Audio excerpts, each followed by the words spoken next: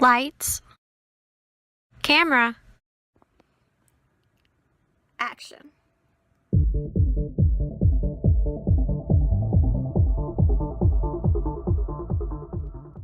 Hey everybody, it's Emily. Welcome back to Real Talk. We're getting real about all the latest in TV and film.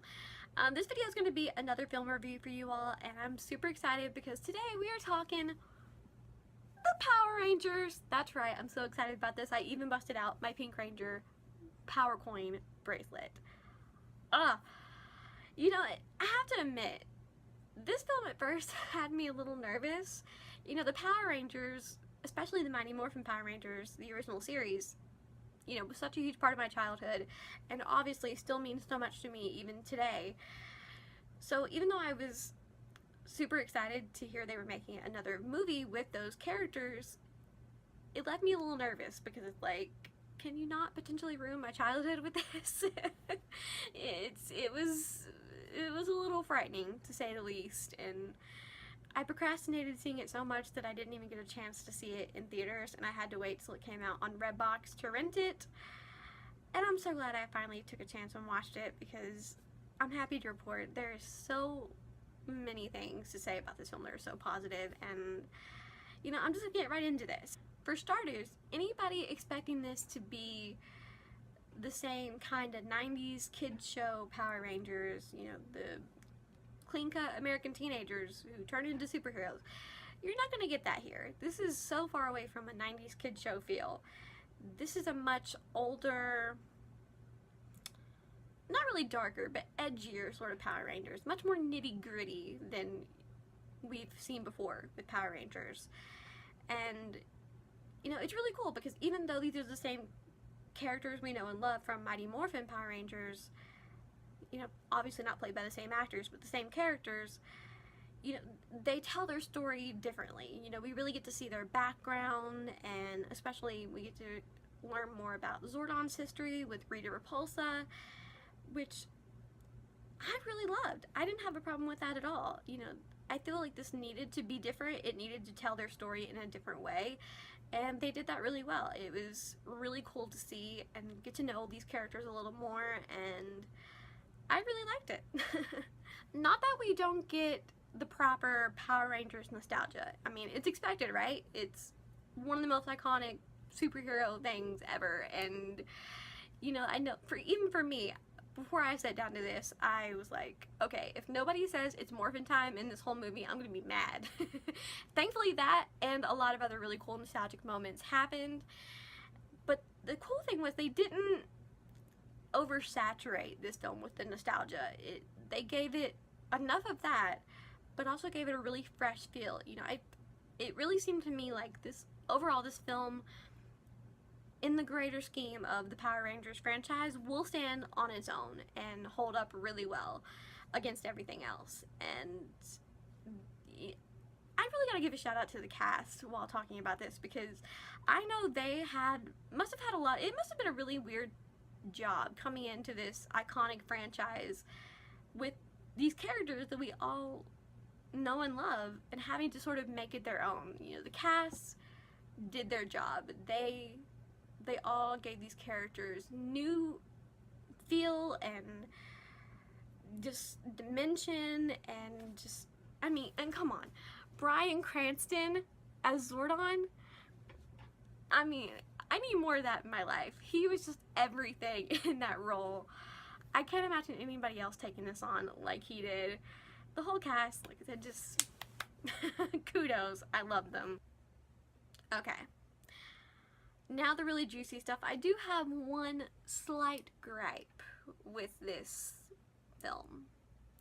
And funnily enough, it turned out not to be as big a gripe as I thought it was going to be going in, but it's still a gripe. And that's the armor of these new Power Rangers.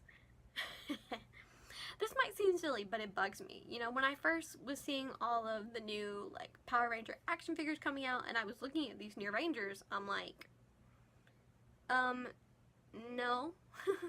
no, these are not the Mighty Morphin Power Rangers that I remember. Like, it's not even close. Can we not do that? Can you not mess with that, please? Again, they're messing with my childhood here, folks. Thankfully, it turned out I liked the armor a lot better the way it looked in the film. The toys don't do it justice. If you have kids that want these toys, please just don't even buy them. It doesn't do half of what the film does for this armor. It looks a lot better, but I'm still not totally on board. It's too much in the different direction. It's not enough Power Rangers. It's too much like Iron Man or something like that. Ugh, I don't like the direction they went. They could have done differently while still keeping it like new and fresh to this film. I just wish they'd have done something different. But that's really my only gripe. It doesn't take away too much from this whole film. I loved it so much. And my rating is going to be a very, very, very good 8.5. This film was totally worth it. See it if you have the opportunity. I fully recommend it. And personally, I'm totally on board with them making as many sequels as they want to this film. Though while we're talking sequels, I want to discuss something really quickly. If anybody from Lionsgate or the other companies involved with this production, if you know anybody that's involved with this production, show them this video. I have a plea for you guys. I'm begging you here. If you make a sequel, do not, please do not make the character of Tommy Oliver female. I've heard rumors that there are fans that want this, and I totally don't agree with it. If you really want to commit to this idea of having another female ranger, I'm all for that. Girl power all the way. But not the Green Ranger. Make like a purple ranger or an orange ranger or like a turquoise ranger or something. Pick any color of the rainbow, make a new ranger, the more the merrier, but don't mess with the Green Ranger. Tommy is one of the most iconic of all the Power Rangers. He is it for me personally, because Tommy was like one of my first childhood TV crushes growing up. You know, so I don't want to see you mess with my man, and I just feel he's too iconic. You have to stay true to that. He needs to be a he.